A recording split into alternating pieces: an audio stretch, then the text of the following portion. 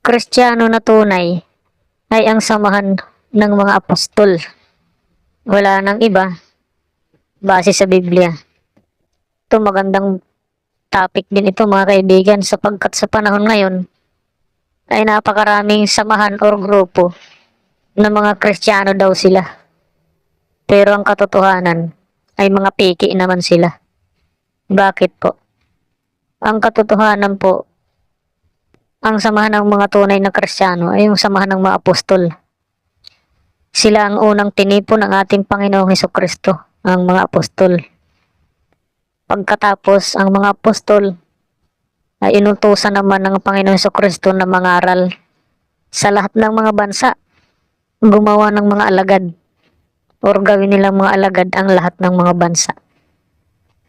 Basahin po natin ang Mateo 28:19.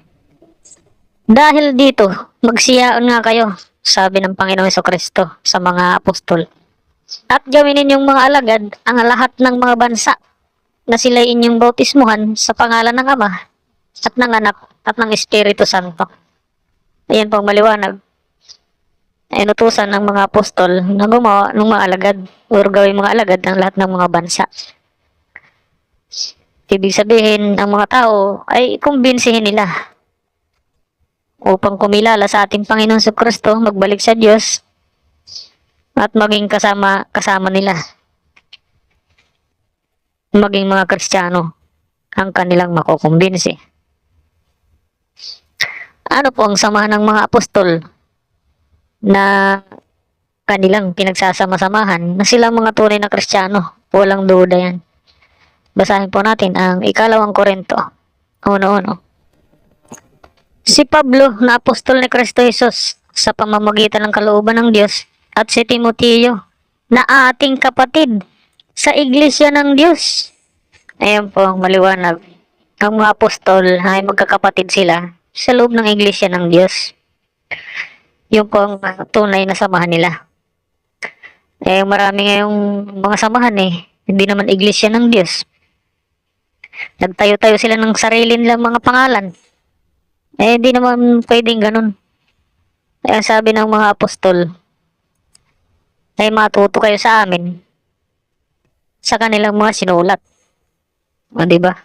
Di tayo mag-iimbento ng kung ano-ano. Basahin po natin ang 1 Korinto 4:6. Ang mga bagay ng ito mga kapatid ay inianyo ko sa halimbawa sa aking sarili at kay Apolos dahil sa inyo, sabi ng apostol, upang sa amin ay mga tuto kayo na huwag magsigit sa mga bagay na nangasusulat. Yung pang maliwanag na sinasabi ng mga apostol. Na matuto tayo sa kanila sa sinulat nila. Huwag hihigit doon. Yung sinulat nila yung samahan nila iglesia ng Diyos, ay dapat doon tayo. At yun po ang kanilang anyaya sa atin. Na makisama tayo sa kanila. Basahin po natin ang 1 Juan 1:3. Yung aming nakita at narinig ay siya rin naming ibinabalita sa inyo, sabi ng mga apostol. Upang kayo naman ay magkaroon ng pakikisama sa amin. Diba? Yan ang maliwanag. Tinuturo ng mga apostol. Na yung mga makukumbinsi nila ay makisama sa kanila. At ang samahan nila ay yun nga, iglesia ng Diyos nga. So walang sino man ang pwedeng magtayo ng sarili nilang mga iglesia or samahan. Sapagkat ang sabi ng mga apostol ay matuto tayo sa kanila, sa kanilang mga sinulat. Huwag hihigit doon. Diba?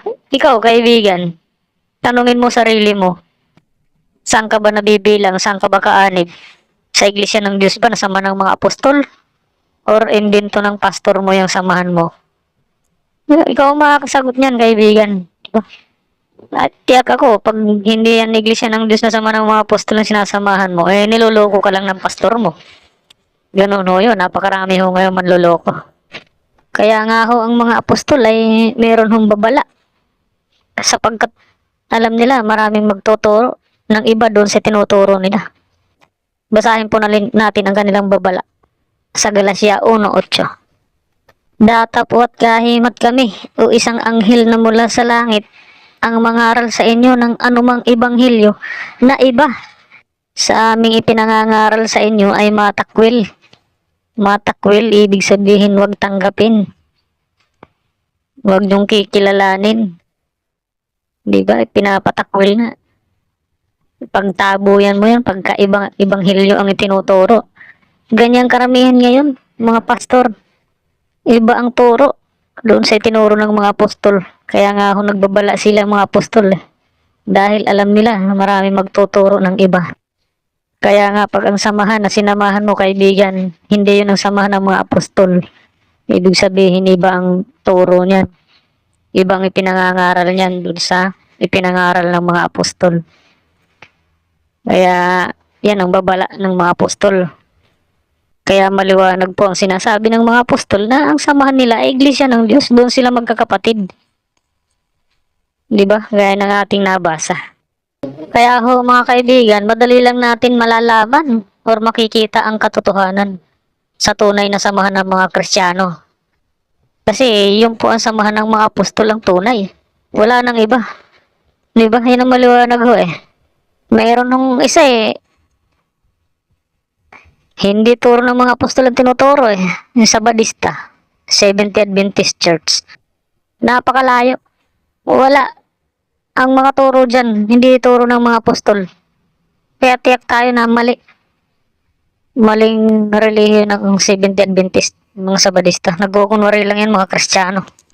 Kailanman ho ay hindi nagturo ang Panginoon Jesucristo ng mangingili ng sabat. Wala ho. Kahit ang mga apostol, di nga nila sinulat eh. Na mangingilin ng mga alagad, mga Kristiyano ng sabat, wala no. Hindi utos ng Panginoon Jesucristo yun. Hindi kaugalian ng mga Kristiyano yun. Ayun ay kaugalian ng mga panahon ni Moises yun. Yung mga naalipin sa Egypto na inalis doon, yun yung inutusan ng Panginoong Diyos na ipangilin nila yung araw ng sabat. Ganun yun. Kaya ligaw na ligaw itong Sabadista. Panlolokong relihiyon lang. Ganon din ang mga born again. Nagsipag tayo ng mga sarili nila yung mga relihiyon. Mga Baptist na yan, Baptist Church, born again church fellowship. Wala yun. Puro imbento ng mga pastor. Mga manloloko. Diba? Ipinatatakwil ho yan. Mga kaibigan, yung mga nagtuturo ng iba. Doon sa itinuro ng mga apostol.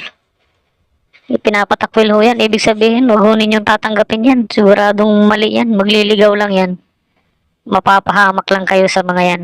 Pag dyan kayo sumama sa mga mali.